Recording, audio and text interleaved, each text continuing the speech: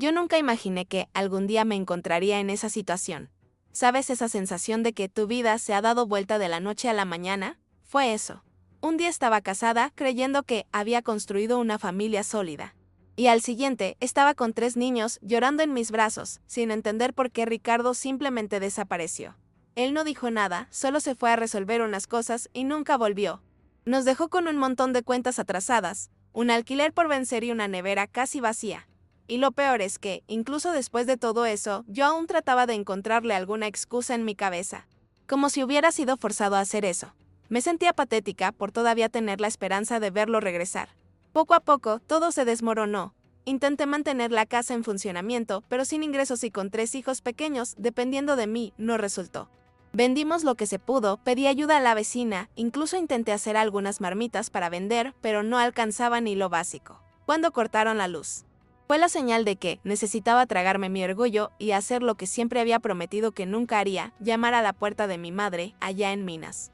Doña Lourdes me recibió sin preguntar nada, solo abrió los brazos, pero vi en sus ojos la preocupación no por ella, sino por los niños. Ella ya era mayor, vivía en una casita sencilla, pero no se hizo caber allí. Fue en ese momento cuando supe que necesitaba hacer algo más grande. Miré a los niños, dormitando apretados en el colchón, y tomé la decisión que más me dolió en la vida. El día en que me fui a Sao Paulo, parecía que me arrancaban el corazón del pecho. La imagen de mis hijos abrazándome en la terraza de la casa de mi madre nunca se borró de mi mente. El mayor, Lucas, intentaba contener el llanto, fingiendo ser fuerte, pero sus ojos estaban llenos de lágrimas. La del medio, Keral, solo decía ¿vas a volver? No, mami, repitiéndolo sin cesar. Y Tiaguino, que prácticamente aún era un bebé, se quedó llamándome desde la puerta hasta que la camioneta del vecino dobló la curva.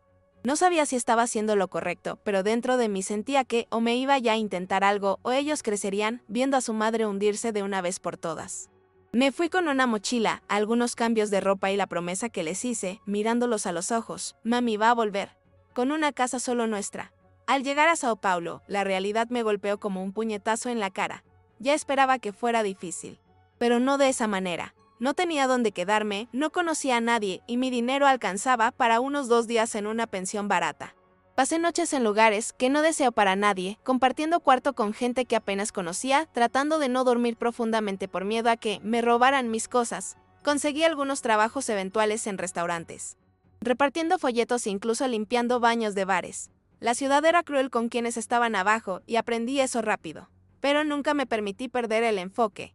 Cada vez que pensaba en rendirme, recordaba el carita de Tiago en la puerta y eso me obligaba a levantarme de la cama.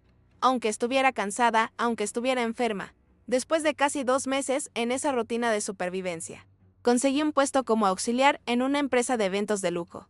La recepcionista principal había renunciado en el último momento y yo estaba en el lugar correcto, en el momento oportuno, con la ropa menos arrugada que tenía. La gerente, una mujer llamada Claudia, me miró de pies a cabeza, algo desconfiada, pero yo me mantuve firme. Dije que aprendía rápido, que aceptaba cualquier cosa, que solo necesitaba una oportunidad. Creo que vio algo en mí, porque me puso a prueba. Estuve tan nerviosa el primer día que casi derribo una bandeja de copas enseguida, pero mantuve la compostura. Sonreía a todos, memorizaba nombres, puestos, maneras. Fue ahí cuando me di cuenta de cuánto sabía arreglármelas. Cuando la necesidad aprieta, descubrimos una fuerza que ni imaginábamos tener. Días después de haber comenzado, escuché por primera vez el nombre de Gustavo Silveira. Él era dueño de una de las empresas que alquilaba los espacios más caros de la casa de eventos. Un hombre que llegaba con chofer, siempre de traje oscuro, mirada seria, postura impecable. Las muchachas del equipo murmuraban sobre él como si fuera un personaje de telenovela. Viudo, millonario, reservado, frío. Decían que era uno de los clientes más exigentes y que nunca volvía a contratar a una empleada si algo salía fuera de lo normal. Cuando apareció por primera vez, sentí que el ambiente se volvía más pesado. Todos se pusieron tensos, incluyéndome a mí, pero, a diferencia de lo que esperaba, él fue cortés, seco pero cortés. Me pidió un café, yo se lo llevé con las manos temblorosas y él agradeció con un leve gesto de cabeza. Pero eso, para mí, ya fue como un premio. Con el tiempo, fui ganando más confianza. No solo la de las personas en el trabajo, sino la de mí misma. Empecé a entender mejor cómo funcionaban las cosas, a lidiar con clientes difíciles, a resolver problemas de última hora e incluso a sugerir ideas que funcionaban. Claudia me apartaba a un lado para elogiarme. incluso me puso como referencia cuando necesitaba entrenar a alguien nuevo.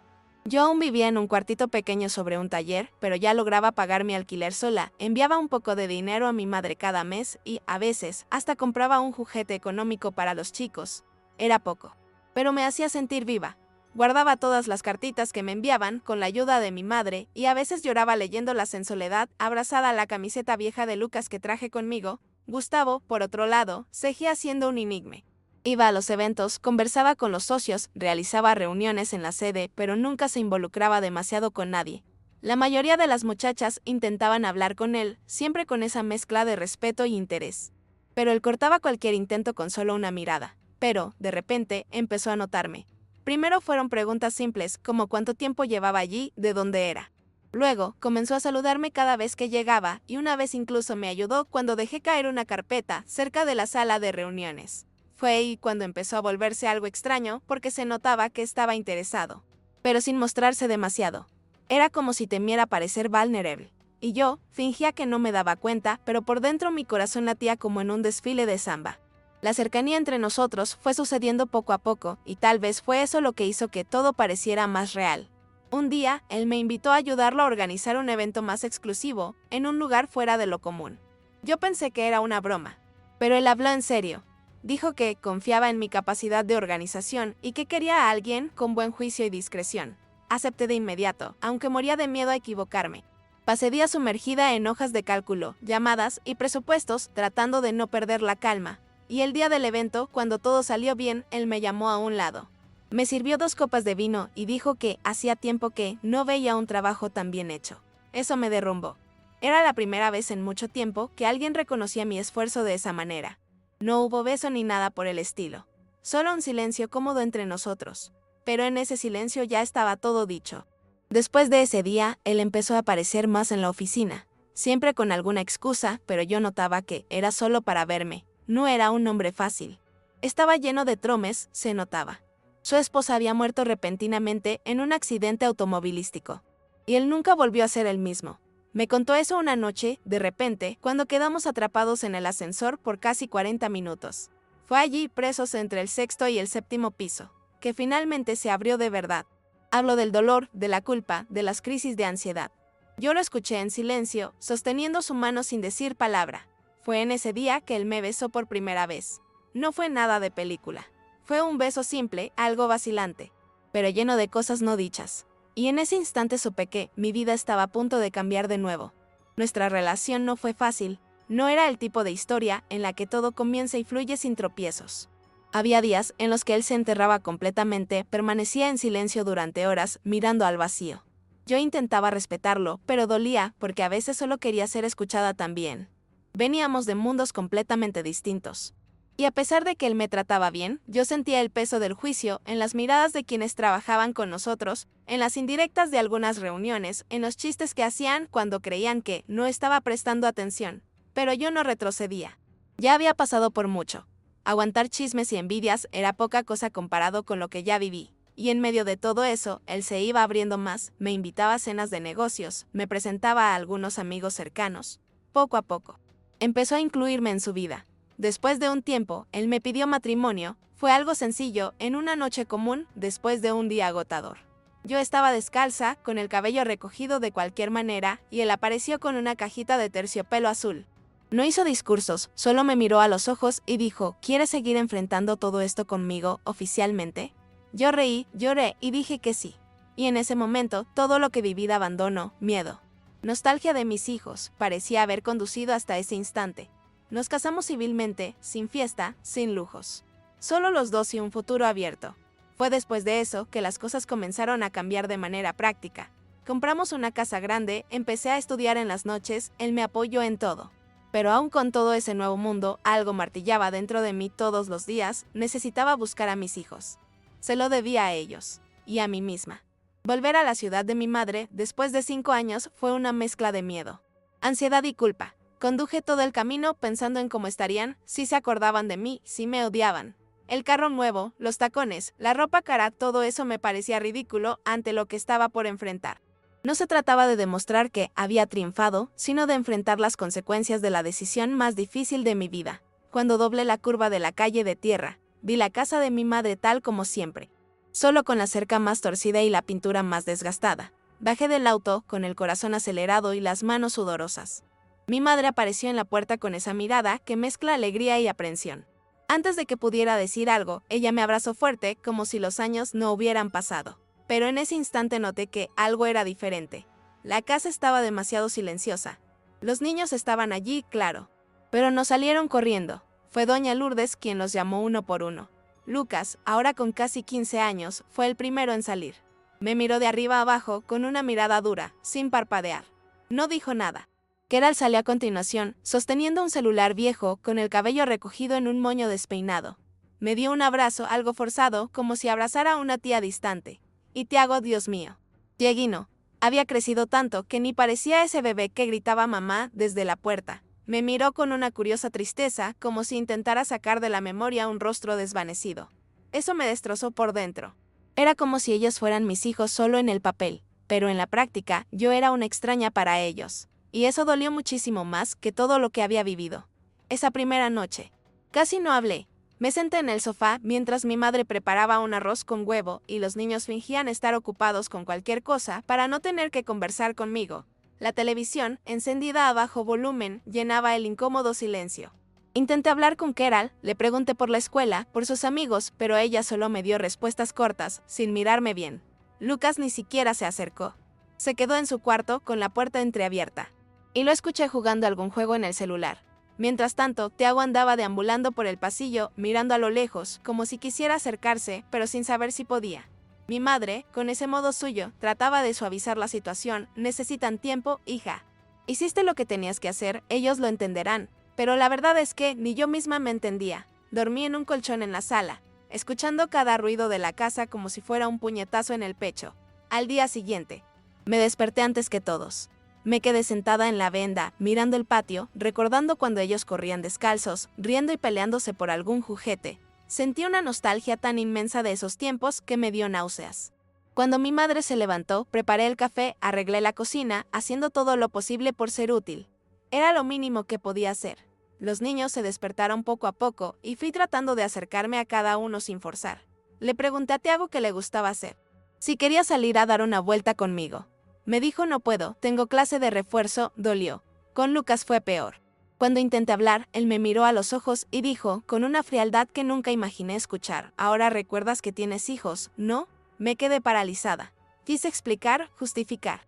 Pero no salió nada, solo pude tragar saliva y marcharme. Era solo el comienzo. Pasé los días siguientes intentando encontrar alguna forma de reconectarme con ellos. Llevaba meriendas a la escuela, los esperaba a la salida, intentaba ayudar en las tareas, pero lo único que recibía a cambio eran silencios o respuestas secas. No los culpaba. Lo que hice fue necesario, sí, pero no dejó de ser un abandono a sus ojos. Y cuanto más intentaba acercarme, más parecía que levantaban muros. Yo también comencé a sentir el peso de la ciudad. Las vecinas murmuraban cuando pasaba por la calle, algunas con esa mirada de juicio, otras con envidia disimulada. Habían inventado 1000 versiones de mi vida, que me había convertido en una chica de programa, que estaba con un hombre mayor y rico, que había vuelto para quitarles la custodia a mis hijos y dejar a mi madre en la miseria, en una ciudad pequeña. Nadie olvida y todo se magnifica, pero yo lo tragaba todo porque mi objetivo no era demostrar nada a nadie, era reconquistar a mis hijos. Una tarde, decidí invitar a los 3 a salir. Dije que quería llevarlos a comer a un lugar agradable, algo que nunca habíamos hecho. Lucas se negó de inmediato, dijo que tenía entrenamiento y salió de casa, cerrando el portón de un portazo. Keral dudó, pero finalmente fue, llevada por la curiosidad. Tiago solo fue porque la abuela insistió. Los llevé a un restaurante sencillo en una ciudad vecina, con una comida casera increíble. Traté de iniciar una conversación, hice alguna broma, conté historias de Sao Paulo, pero me di cuenta de que estaban algo desconectados de mí, como si estuvieran allí por obligación. Keral estaba pegada al celular todo el tiempo. Y Tiago se quedó dibujando en el servilleta. Al final del almuerzo, pregunté si tenían alguna pregunta para mí, cualquier cosa. Y fue entonces cuando Tiago dijo, ¿te vas a ir otra vez? La forma en que lo preguntó me desgarró por dentro.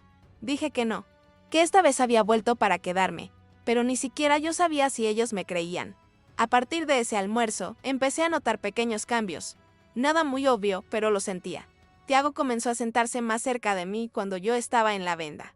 A veces preguntaba alguna cosita, como si en Sao Paulo había muchos edificios o si yo ya había volado en avión. Keral me mostró unos dibujos que hacía en su cuaderno e incluso me pidió mi opinión sobre una coreografía que quería grabar para TikTok. Pero con Lucas era otra cosa. Él no hablaba conmigo, no comía en la misma mesa cuando yo estaba presente y cualquier intento de acercamiento se convertía en una pelea. Un día lo escuché decirle a mi madre que yo lo había dejado, como si fuéramos una carga. Eso me destrozó.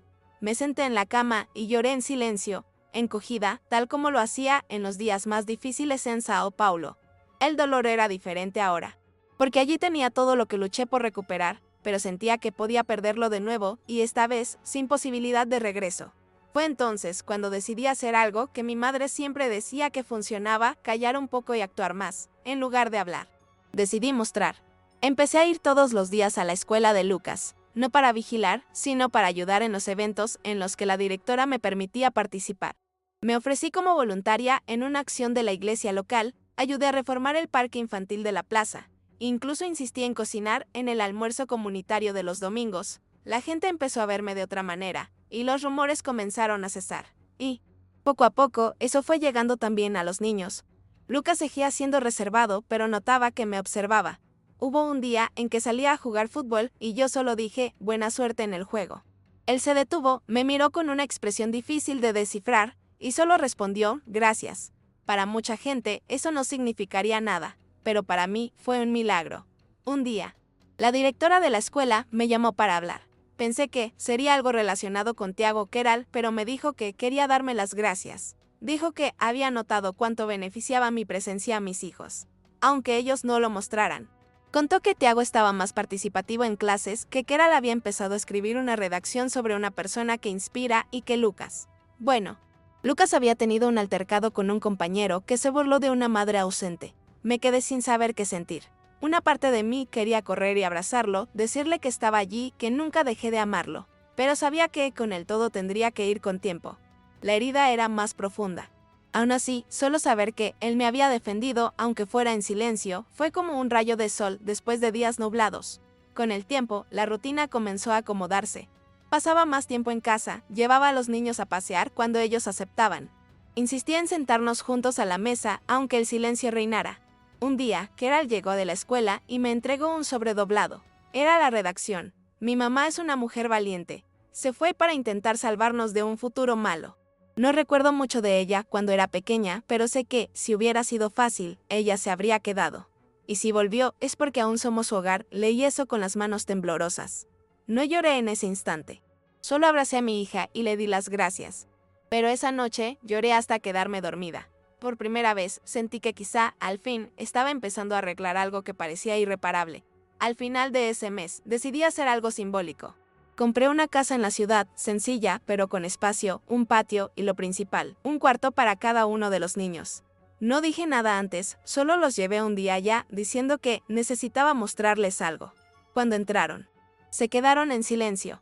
La casa olía a pintura fresca y esperanza. Les mostré los cuartos, la cocina, incluso el pequeño desván al fondo. Dije, esta es nuestra casa, aquella que les prometí allá en la terraza. Tiago corrió a abrir el portón principal unas 10 veces. Keral estuvo preguntando si podía decorar su cuarto a su manera.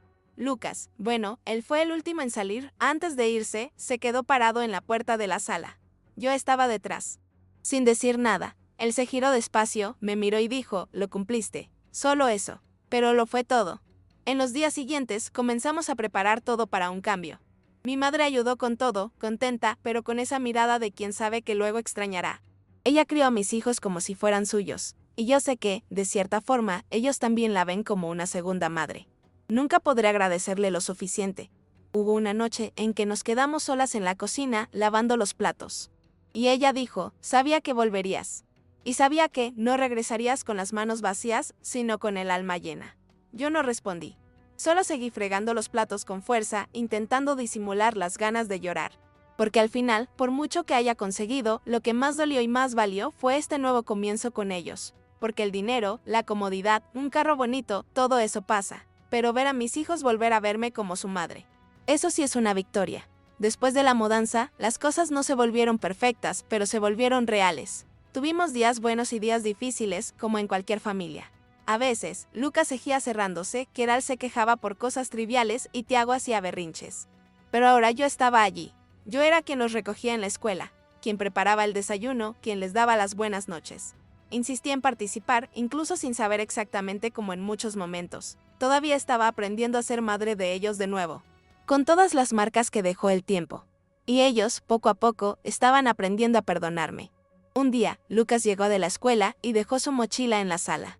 Yo le protesté, él respondió, y en medio de la discusión, dijo, al menos ahora hay alguien que nos molesta, ¿no? Puede parecer una tontería, pero yo reí, porque era la primera vez que él me incluía. Aunque se quejara, yo formaba parte de su día. Y eso, para mí, ya lo era todo. Gustavo vino a visitarnos un mes después de la mudanza. Se hospedó en una pequeña posada cercana, por respeto a nuestro tiempo. Cuando llegó, trajo regalos para los niños, pero nada extravagante. Libros para Lucas, material de dibujo para Keral y una pelota para Tiago.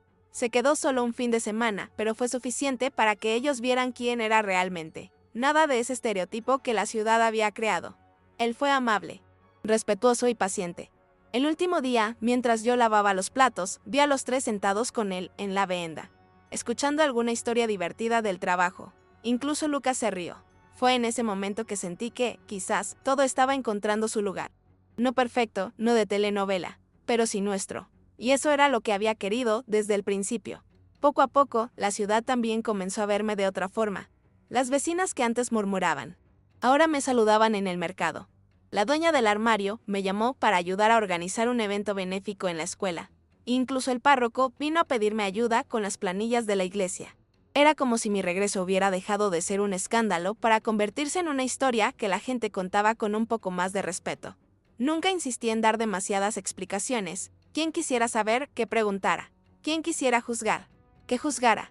Yo sabía lo que había vivido.